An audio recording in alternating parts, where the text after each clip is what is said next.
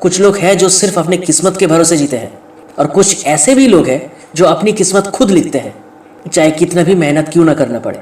उनके लिए खाना खाना, सोना, दोस्तों और परिवार के साथ वक्त बिताना कुछ भी मायने नहीं रखता। बस अपना लक्ष्य पूरा करना है, चाहे कितना भी तकलीफों से गुजरना क्यों ना पड़े। तो आज की कहानी एक सत्य घटना के ऊपर आधारित है, और ये कहानी है 1997 की। इस कहानी की मेन शुरुआत हुआ था चंबल के एक छोटा सा गांव बेलगांव से, और कहानी की मेन कैरेक्टर मनोज कुमार शर्मा इसी गांव में रहता था। इस कहानी की शुरुआत उस दिन हुआ जिस दिन मनोज के पापा सस्पेंड हुआ था, और सस्पेंड होने की वजह था विधायक के खिलाफ जाकर फाइल में साइन ना करना। अब जो आदमी सस्पेंशन का नोटिस घर पे देने आया था, मनोज का भाई कमलेश उसके दादी के कहने पर बंदूक निकाला उस आदमी का भेजा उड़ाने के लिए। अब किसी तरह लोकल पुलिस उस जगह पर आकर उस केस को संभाल लिया। मनोज का परिवार एक ऐसा परिवार था जो सच के लिए किसी के भी खिलाफ खड़ा हो सकता है, फिर चाहे विधायक क्यों ना हो।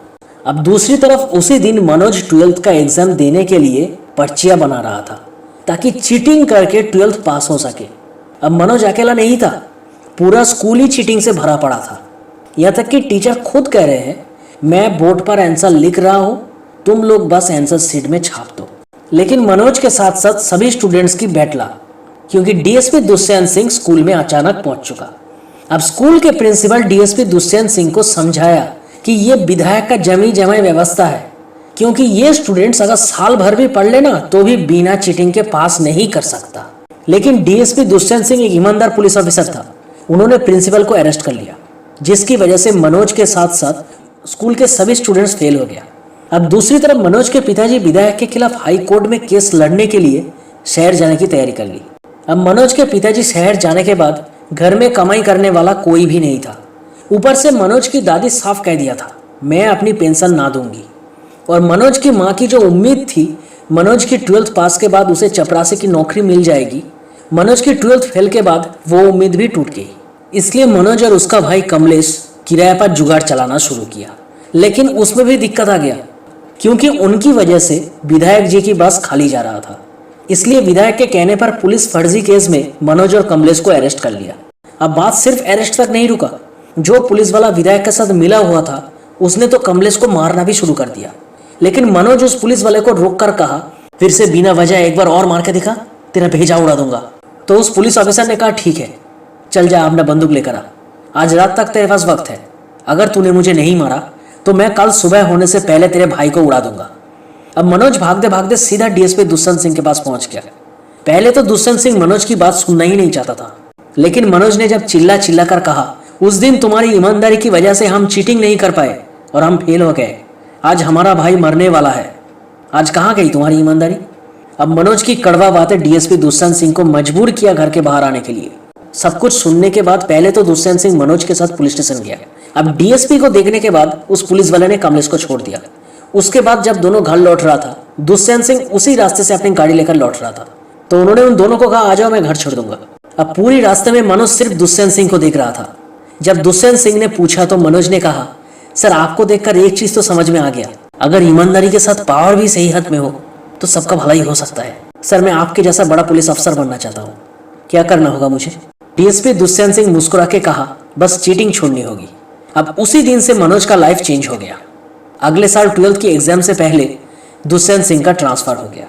स्कूल के सभी स्टूडेंट्स दबाकर चीटिंग किया, सिवाय मनोज को छोड़कर। इसलिए मनोज अकेला लड़का था जो 3rd डिवीजन से पास हुआ, और बाकी सब 1st और 2nd डिवीजन से पास हुआ। उसके बाद मनोज बड़ी लगन से अपनी बीए की पढ़ाई कंप्लीट किया, और जिस दिन उसने बीए का एग्जाम क्लियर किया उसी दिन उसकी दादी ने अपनी पेंशन का जमाया हुआ सारा पैसा मनोज को देकर कहा, बड़े पुलिस अफसर बनकर ही लौटना। अब मनोज पीसीएस की तैयारी के लिए ग्वालियर की तरफ रवाना हुआ। जब वो बस में था तो उसका आंख लग गया, और ग्वालियर पहुंचने के बाद ही कंडक्टर के बुलाने के बाद वो नींद से जागा। जब वो आंख खुला तो देखा उसका पूरा सामान ही गायब था, और कंडक्टर को पूछा तो उसने कहा, आपके पास जो भाभी जी बैठी थी उन्होंने बैग लेकर पिछले स्टॉपेज में उतर गई। अब मनोज की दादी ने जो पैसा दिया था और जो वो लाया था सब कुछ गया। उसके पास बस एक ही मौका था, कोचिंग के बाहर बैठना। जब कोचिंग खुलेगा तो किसी से मदद लेना। लेकिन अगले सुबह जब कोचिंग खुला तो कोचिंग वालों ने कहा, सरकार ने पीसीएस की एग्जाम के ऊपर 3 साल के लिए रोक लगा दिया। अब मनोज का जो डीएसपी बनने का सपना था वो खत्म। अब ना खाने का पैसा था, ना कहीं जाने का, और ऊपर से दादी को वादा करके आया था कि वो वर्दी पहनकर ही लौटेगा। सब कुछ एक झटके में ही खत्म हो गया। अब काफी दिनों से मनोज भोजनालय के बाहर बैठा था। अपनी स्वाभिमान की वजह से वो अंदर आ नहीं पा रहा था, लेकिन भूख भी बर्दाश्त नहीं कर पा रहा था। इसलिए वो एक दिन अंदर आ ही गया और कहा, अंकल जी बहुत दिनों से कुछ नहीं खाया, थोड़ा सा खाना मिलेगा? आप जो काम बोलोगे मैं वो कर दूंगा। उस आदमी ने उसे खाना दे दिया और 2 मिनट के अंदर उसने पूरा प्लेट ही साफ कर दिया। उसके बाद उसने कहा, अंकल जी आप बोलिए क्या काम करना होगा? लेकिन उस आदमी ने कहा, कुछ काम करने की जरूरत नहीं है। लेकिन वो अड़ियल की तरह झगड़ने लगा और कहा कि अगर आप पहले बोल देते तो मैं नहीं खाता। फिर उस आदमी ने कहा, स्टूडेंट हो, बाद में दे देना, क्योंकि सामान तो चोरी हो गया था लेकिन हाथ में सिर्फ एक किताब रह गया था। उसके बाद उसने जोर जोर से कहा, काय का स्टूडेंट, पीसीएस बंद हो गया, सारा पैसा चोरी हो गया, जाने के लिए कोई जगह नहीं है। उसी वक्त प्रीतम पांडे सामने आया। उसने कहा, मैं दे दूंगा। लेकिन अजीब अड़ियल था मनोज। उसने कहा, नहीं, आप क्यों दोगे? फिर प्रीतम पांडे ने कहा, अरे भाई मेरा भी तो पीसीएस बंद हो गया। तो मनोज ने उसे पूछा, तो भैया आप घर चले जाओगे? तो पांडे ने कहा, नहीं, मैं दिल्ली जा रहा हूँ यूपीएससी की तैयारी के लिए। तो मनोज ने पूछा, वो क्या होता है? तो पांडे ने कहा, आईपीएस और आईएएस बनने का एग्जाम। फिर से मनोज ने पूछा, आईपीएस क्या होता है? तो पांडे ने कहा, डीएसपी का बाप होता है। तो मनोज ने कहा, डीएसपी से भी बड़ा अफसर आईपीएस होता है? तो मुझे भी आईपीएस बनना है। जो काम बोलोगे मैं वही करूंगा, बस मुझे दिल्ली ले चलिए, मैं आपका सारा पैसा चुका दूंगा। अजीब अड़ियल था मनोज। तो प्रीतम पांडे ने कहा, चल ठीक है। लेकिन दिल्ली के मुखर्जी नगर में एंट्री लेते ही उसका हवा टाइट हो गया। पूरी रात वो सो नहीं पाया। जब अगले दिन पांडे ने पूछा, तू इस तरह से बैठा क्यों है? तो मनोज ने कहा, भैया इतने सारे स्टूडेंट्स कैसे हो पाएगा? अब इसी टेंशन के साथ मनोज और पांडे गौरी भैया के पास जाकर पहुंचा। वो भी यूपीएससी का स्टूडेंट था, लेकिन खुद पढ़ने के साथ साथ यूपीएससी के स्टूडेंट्स को भी पढ़ाता था और वो अपनी आखिरी अटेम्प्ट भी दे चुका था। बस इंटरव्यू का रिजल्ट आना बाकी था। अब गौरी भैया ने कहा, यूपीएससी सांप सीढ़ी का खेल है। हर साल 2.5 लाख से ज़्यादा हिंदी मीडियम का स्टूडेंट्स यूपीएससी का एग्ज़ाम देते हैं, लेकिन उनमें से सिर्फ 25-30 ही आईपीएस और आईएएस बन पाते हैं और बाकी रिस्टार्ट, फिर से एक और बार कोशिश। उसके बाद मनोज ने कहा, भैया पैसे का थोड़ा प्रॉब्लम चल रहा था, अगर कोई काम मिल जाए तो। साफ सफाई का काम कर लोगे? तो मनोज ने कहा, हाँ मैं सब कुछ कर लूँगा। अब जिस दिन यूपीएससी का फाइनल रिजल्ट आया, गौरी भैया का नाम नहीं था, इसलिए उन्होंने एक टी स्टॉल खोला और साथ में पढ़ाने का भी फैसला किया और सबको कहा, मेरा नहीं हुआ तो क्या हुआ, तुम में से अगर एक भी आईपीएस या आईएएस बन जाओ तो ये सिर्फ तुम्हारी जीत नहीं, मेरी भी जीत होगी। अब यूपीएससी की उस भीड़ में मनोज भी शामिल हो गया। दिन भर लाइब्रेरी में सफाई और टॉयलेट क्लीनिंग का काम करता था और रात में पढ़ाई। देखते ही देखते प्रीलिम्स का टाइम आ गया। अब जब रिजल्ट निकला, मनोज फेल हो गया। दिल बैठ गया बेचारे का।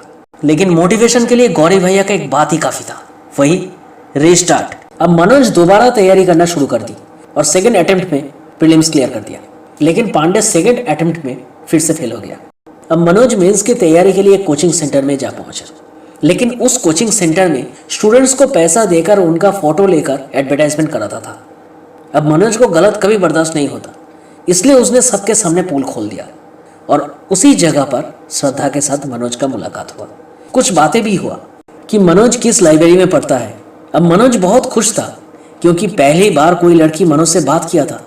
कुछ दिनों बाद श्रद्धा अचानक उस लाइब्रेरी में आ पहुंची और मनोज के हाथ में इंजीनियरिंग का किताब देखकर उसने पूछा, तुम इंजीनियर हो?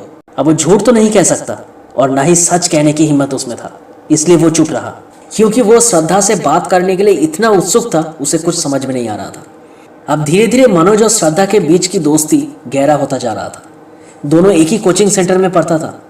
एक दिन मनोज का पोल खुल गया कि वो इंजीनियर नहीं है, तो श्रद्धा के दिल में बहुत ठेस पहुंचा। उसके बाद मनोज धीरे धीरे कोचिंग आना ही बंद कर दिया। किसी को नहीं पता था मनोज कहाँ है। अब एक दिन पांडे उसका नया एड्रेस ढूंढ निकाला। एक आटा चक्की के दुकान में वो काम करता था और वहीं से ही पढ़ाई करता था। अब पांडे ने जब उसे कहा कि श्रद्धा को जाकर सॉरी बोल, तो उसने कहा, मैं मेंस क्लियर करके ही श्रद्धा से मिलूंगा। अजीब अड़ियल था, लेकिन मेंस में श्रद्धा को इंप्रेस करने के चक्कर में क्वेश्चन था टूरिज्म इन इंडिया के टॉपिक के ऊपर, लेकिन टेररिज्म इन इंडिया का टॉपिक छाप दिया और जो होना था वही हुआ। मेंस क्लियर नहीं हुआ, सेकंड अटेम्प्ट भी खत्म। उसके बाद एक दिन मनोज मसूरी पहुंच गया श्रद्धा से मिलने, लेकिन श्रद्धा घर पर नहीं थी, लेकिन एक नौकर था घर पर। अब मनोज उनको कहा कि मैं श्रद्धा से बात करना चाहता हूँ, तो उन्होंने श्रद्धा से फ़ोन मिला दिया। फोन पर मनोज श्रद्धा को आई लव यू कह दिया, लेकिन श्रद्धा उसे दिल्ली लौटने के लिए कहा। अब टूटा हुआ दिल लेकर मनोज सीधा अपने घर लौटा। घर पहुंचने के बाद उसने देखा घर का हालत बहुत ही खराब था। दादी मर गई, माँ मजदूरी कर रही थी और भाई किसी तीसरे गांव में दिहाड़ी का काम करता था। इसलिए मनोज ने ठान लिया, चाहे कुछ भी हो जाए, यूपीएससी का एग्जाम क्रैक करके उसे आईपीएस ऑफिसर बनना ही होगा। दिल्ली पहुंचने के बाद मनोज आटा चक्की में 15 घंटे काम करता था, 6 घंटे पढ़ाई और 3 घंटे सोना। अब श्रद्धा मनोज के साथ कई बार बात करने की कोशिश की, लेकिन मनोज हमेशा उसे इग्नोर करता था। उसने इस बार फिर से प्रीलिम्स क्लियर कर दिया, लेकिन मेंस फिर से क्लियर नहीं कर पाया। 4 में से तीसरा अटेम्प्ट भी फेल। ऐसा लग रहा था धीरे धीरे सब कुछ खत्म हो रहा था। अब एक दिन मनोज और श्रद्धा जब बैठा था, तब पांडे ने कहा, श्रद्धा बुरा मत मानना, अगर तुम मनोज के लाइफ में ना आती तो शायद ये मेंस क्लियर कर लेता। उसके बाद पांडे मनोज को कहा, 10-12 साल बाद वो जब तुझे पूछेगी, my dear Manoj what are you doing now, तो क्या कहेगा, मैं आटा चक्की पर काम कर रहा हूँ या फिर जुगाड़ चला रहा हूँ। अरे बात को समझने की कोशिश कर, लूजर्स के साथ कोई नहीं रहना चाहता। उसके बाद श्रद्धा मनोज को कहा, तुमने कहा था ना, अगर मैं तुम्हें आई लव यू कह दूंगी तो तुम दुनिया पलट दोगे, तो ठीक है, आई लव यू, जाओ दुनिया पलट दो। उसके बाद मनोज सीधा आईएएस दीपमोहन के घर पहुंचा हेल्प के लिए, लेकिन उसने मोटिवेशन तो दूर की बात है, कह दिया तेरे से नहीं होगा। उसके बाद जब वो गौरी भैया के दुकान पर लौटा तो गौरी भैया ने कहा, कल से आटा चक्की बंद, तुम मेरे घर रहोगे, तुम्हारे लिए 3 टाइम का खाना मिल जाएगा और घर पर मैं पैसा भेज दूंगा। कोई ऐसा नहीं कर रहा हूँ, जब आईपीएस बन जाओगे तो पहले तनख्वाह से दुगना दे देना, तुम सिर्फ पढ़ाई पर फोकस करो। अब गौरी भैया के साथ साथ श्रद्धा भी मनोज का इंस्पिरेशन बन गया था और इस बार मनोज के साथ श्रद्धा भी पीसीएस का एग्जाम देने वाली थी। अब पीसीएस का एग्जाम क्लियर करके श्रद्धा डेप्यूटी कलेक्टर बन चुकी थी। दूसरी तरफ मनोज प्रीलिम्स के साथ मेंस भी क्लियर कर चुका था, लेकिन आखिरी और सबसे खतरनाक दौड़ अभी भी बाकी था, इंटरव्यू। अब इंटरव्यू के दिन श्रद्धा मनोज को छोड़ने गई थी, साथ में एक लेटर भी दिया और कहा, अकेले में पढ़ना, मेरे सामने नहीं। जब इंटरव्यू शुरू हुआ तो मनोज को पूछा गया, तुम 12th में फेल हुए थे? तो मनोज ने कहा, हाँ, क्योंकि उस साल चीटिंग नहीं कर पाए। तो जो लोग इंटरव्यू ले रहे थे उन्होंने कहा, तो अगले साल क्या दबा कर चीटिंग किया? तो उसने कहा, नहीं, डीएसपी दुष्यंत सिंह ने कहा था, अगर बड़े अफसर बनना है तो चीटिंग छोड़नी होगी। अगले साल एग्जाम में सभी स्टूडेंट्स दबा कर चीटिंग किया, लेकिन मैंने नहीं किया, इसलिए मैं अकेला था जिसने 3rd डिवीज़न में पास हुआ और बाकी सब 2nd और 1st डिवीज़न में पास हुआ। फिर उसे बाहर 2 मिनट बैठने के लिए कहा गया। उसके बाद मनोज बाहर आकर श्रद्धा का लिखा हुआ चिट्ठी पढ़ने लगा। उसमें लिखा था, मनोज, अगर तुम आज आईपीएस बनो या ना बनो, चाहे तुम आटा चक्की पर काम करो या कुछ भी करो, मैं तुम्हारे साथ पहले भी थी और आगे भी रहूँगी। Will you marry me? 2 minute बाद मनोज को फिर से बुलाया गया। उसके बाद मनोज एक आंसर्स जिस तरह से दे रहा था, किसी को पसंद आ रहा था तो किसी को नहीं, लेकिन उसके हर एक बात में सच्चाई और ईमानदारी नजर आ रहा था। लेकिन मनोज जब हॉल से बाहर निकल रहा था, जो लोग उसका इंटरव्यू ले रहा था उनमें से एक ने कहा, जस्ट वेस्ट ऑफ टाइम। अब मनोज को समझ में आ गया था कि उसका सच बोलना शायद सभी को पसंद नहीं आई, यानी कि आईपीएस बनने का जो ख्वाब था वो खत्म हो गया। इसलिए रिजल्ट भी नहीं देखना चाहता था, लेकिन श्रद्धा उसे जबरदस्ती लेकर आई।